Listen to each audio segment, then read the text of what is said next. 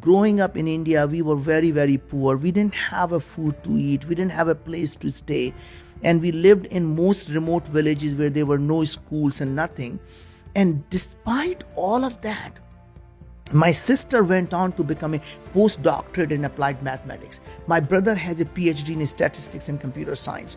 And I did my engineering and MBA, came to United States about 35 years ago with $5 in my pocket and just a dream. An amazing thing happened. The God has been so kind to us. Any which way you look at it, God has given us everything we could have possibly asked for. And the only way I can pay the debt back to the society for what I have received is to go back and do things that can help improve the lives of billions of people in the society. I know the people who helped me don't need my help. And the only way to pay back is to pay forward.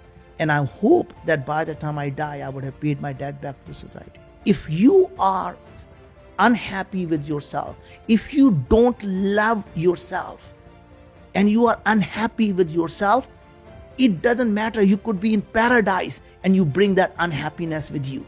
And if you are in love with yourself, and when I say love with yourself, I just want to make sure I'm not talking about being self-conceited. What I mean, right, you're not looking for approval from someone else because you're comfortable who you are. You're not looking for someone to approve of who you are. And then if you are happy inside, you could be sitting in a dark corner and you are happy because you don't need someone to make you happy. Mm-hmm. Happiness is a choice, and people can make that choice every single day. Even if you are very, very rich, you can find a reason to be unhappy. I'm only flying in a Gulfstream 5. My life sucks. Look at Larry Page. He's got 747 converted. Look at Bill Gates and he's flying in this big plane. My life just sucks. Or you can say, oh my God, I woke up from the bed and my joints don't ache. How lucky I am. I turn around and say, wow, look at the women next to me. I am just so lucky, right? Every day you can find reasons for you to be happy. The happiness is when you are comfortable with who you are. And the minute you start to prove to someone else, then you are never successful and never happy. And that's the reason why I believe the only way to measure you're successful or not, the day you become humble is the day you become successful. If you still have iota of arrogance left in you, then you're still trying to prove something to yourself or someone else. And the day you let go of that, you're successful.